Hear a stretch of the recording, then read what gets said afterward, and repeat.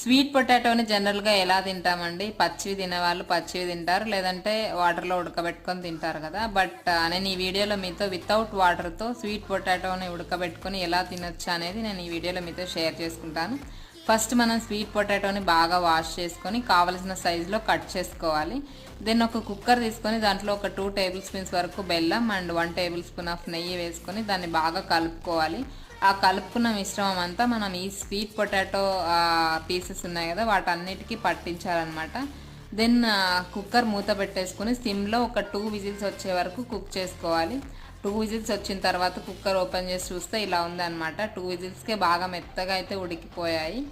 So మనం taste విషయానికి వచ్చేస్తే వాటర్లో ఉడకబెట్టుకొని తినే దానికంటే ఇలానే టేస్ట్ చాలా బాగున్నాయి అన్నమాట. ఒకసారి ట్రై చేయండి. మా పాప కూడా ఇక్కడ రెడీగా ఉంది అండ్ నేను టేస్ట్ చేసి తనకు కూడా తినిపించాను. టేస్ట్ అయితే నిజంగా చాలా చాలా బాగుంది.